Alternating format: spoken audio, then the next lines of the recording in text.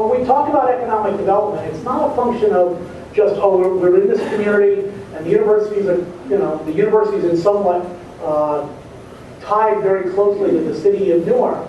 It's more than that. It's an extension of our classroom, and that's what we're really looking for. And Chrysler, you talk about the downturn in the economy, and there's no good news.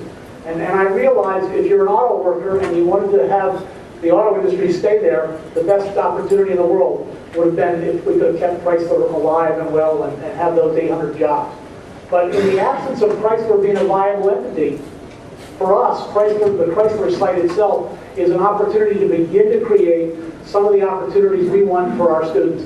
And the nice thing about that is there's a relationship between what we want and I think what this group as a group wants in theory, which is a dynamic environment that is growing. And if you look anywhere around this country, universities don't solve the problem necessarily, but all places that are dynamic, have dynamic economies, have a major university in the middle of it. So we may not be sufficient, but we're a necessary condition of creating that kind of opportunity. And we hope that we can be more of that going forward. We're going to develop it in a more urban manner, higher. And we're not going to, and this is some of you have heard this from me before, we're not going to build two-story buildings. And the reason for that is we did that. We developed the main campus as if we were a suburban campus that wasn't in the middle of the town. And I think the impact of us developing that way is we quietly ate up a lot of the town. I was here as a student 40 years ago, it's sad. And the nicest neighborhood in town was the one just to the west of South College Avenue, across from Mulligan Hall. Yeah, there were a couple of fraternity houses over there, but in general, when you walked west over on South College, you were in a neighborhood, and a great neighborhood. One of the things that was saddest to me when I came back was there's a house that's now house where I go to get a mansion. Maybe it's not a mansion, but it's a big house. That on Kells Avenue, which is the Dean of Arts and Sciences office is there. I don't know if you're familiar with it, near where the president's house is. Well, I can remember walking past that house when I was going to school. And the thing I remember most about it was there was a dog in that house. Because he used to bark at me late at night, that kind of thing. The sad thing is there's no barking now, because it's a university house. Now, the quality of the house, in terms of upkeep, grass is mowed, it looks good, it's well painted, all that kind of stuff. Problem is, when the dean goes home, and he goes home late, whether it's 6, 7, 8 o'clock at night, when he goes home, the lights go out, and it's not a neighborhood. And unfortunately, that's what the university has done. Kind of expanded, not radically, but just crept over the years. And one of the things we did when we got here, Pat Harper and I both came from Penn, so when I say we got here, I came with him from Penn. One of the things we did, we sort of drew a line around the current campus and said, in general, we're going to try to stay within our own property. Now, we violated that, and just to make people happy about the bookstore, we bought property up there to put the bookstore up on Main Street. But in general, our goal is to stay within the confines of the current university. We're going to put a 200,000 square foot interdisciplinary science and engineering building up on West Russell parking lot right now. That's going to, if you look at the scale of that building, it's larger than the scale of Colburn and the buildings around it. But it's appropriate for a university because it's going to create the kind of environment we want for education. But it's also, I think, as we go forward and continue to develop, we're not going to continue to creep out and eat up the heart of Newark. And I think that's the first thing that we're focused on. The other thing we're focused on is coming down here and developing communities. When we started thinking about Chrysler, and I spent a lot of time thinking about Chrysler when we were trying to get it. And there was times when I was thinking we're never going to get it, so I don't want to waste my time. But the planners kept talking about communities. And I kept talking about technology. And then it hit me when we finally got the site and we started walking around it. And then people said, well, if we put 4 stories and 5-story buildings on that, assuming we had something to fill it up with, we have 7 million square feet of space just on the first third of the property. I started thinking about that and I started thinking, when you send people to work in an area, they've got to have some amenity. They've got to be in a community.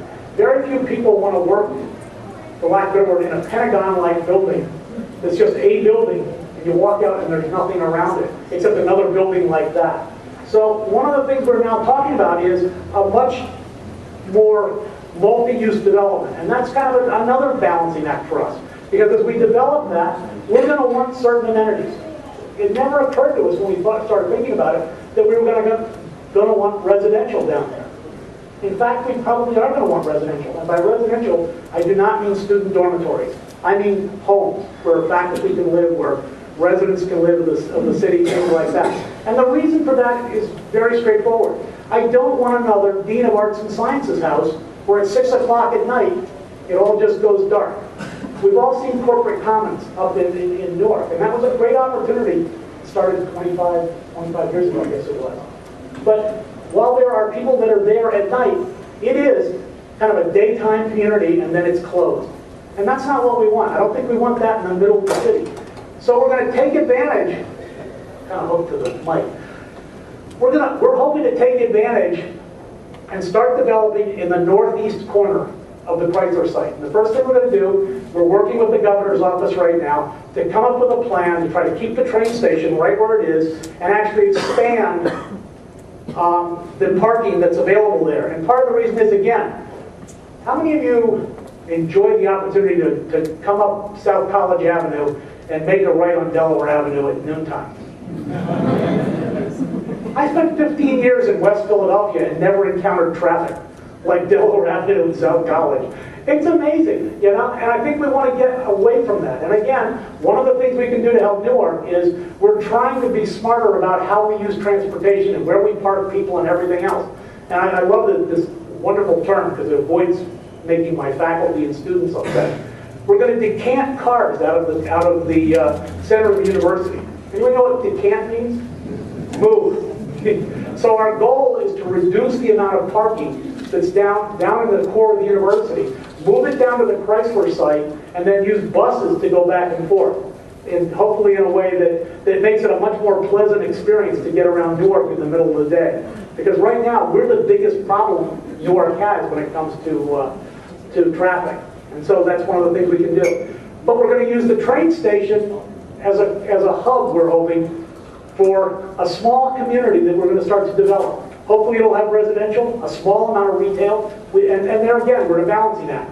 We want enough retail so that if you're working down the Chrysler site, you can get lunch, because nobody can afford to get in a car and go someplace at lunch, you know, for an hour and a half, lunchtime, you know, just lunch. But at the same time, we don't want to compete with Main Street, because in the end, we want Main Street to continue to develop, to continue to evolve, and get stronger and stronger. So we have a series of these sort of balancing acts where we want to do something without hurting someplace else, and quite frankly, to help someplace else.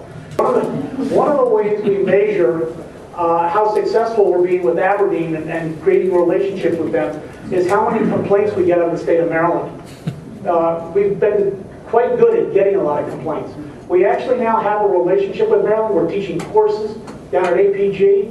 APG folks are coming to us, and we're signing statements of work that are going to bring research to the campus, and hopefully to this site. Now, I'm not sure exactly what David's going to tell you. Hopefully I just didn't steal everything that he was talking about. But we can leave together and go home.